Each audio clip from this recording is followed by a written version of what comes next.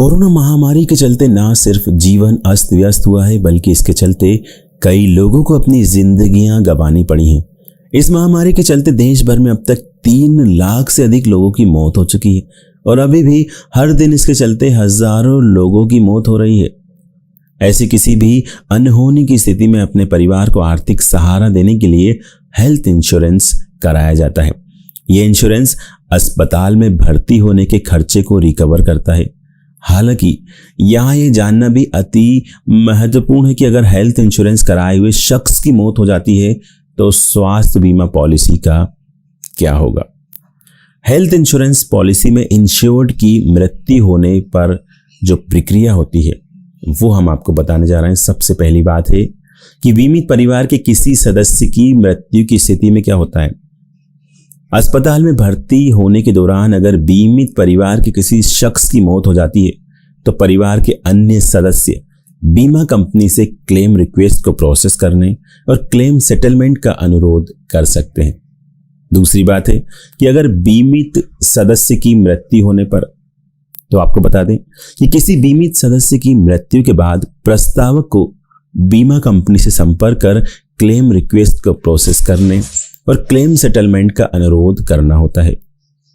Cover से मृतक को हटा दिया जाता है और पॉलिसी के टर्म्स एंड कंडीशन के मुताबिक प्रीमियम को रिफंड किया जाता है।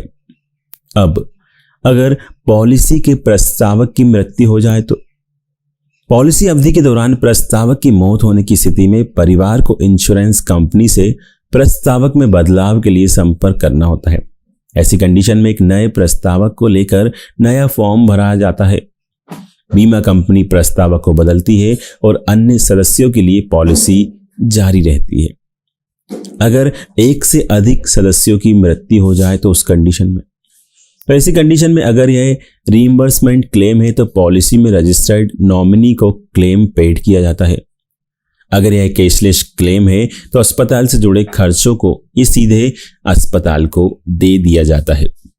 आपको बता दें, पर्सनल हेल्थ इंश्योरेंस पॉलिसी 2 तरह की होती हैं, इंडिविजुअल पॉलिसी और family floater policy. Individual health insurance policy के अंदर सम एश्योर्ड की राशि और बेनिफिट्स किसी इंडिविजुअल हेल्थ इंश्योरेंस पॉलिसी में बीमा धारक के लिए फिक्स रहते हैं। हालांकि अगर इस प्रकार की पॉलिसी में एक से अधिक लोगों को संयुक्त रूप से बीमा होता है तो स्वास्थ्य बीमा कंपनियां प्रीमियम में कुछ छूट भी देती हैं।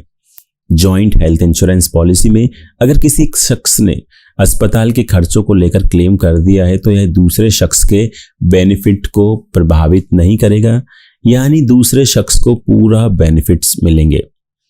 दूसरा होता है family floater health insurance policy. इस प्रकार की पॉलिसी में अगर किसी शख्स ने हॉस्पिटलाइजेशन को लेकर क्लेम कर लिया है तो पॉलिसी अवधि के बचे समय के लिए सम एश्योर्ड कम हो जाता है।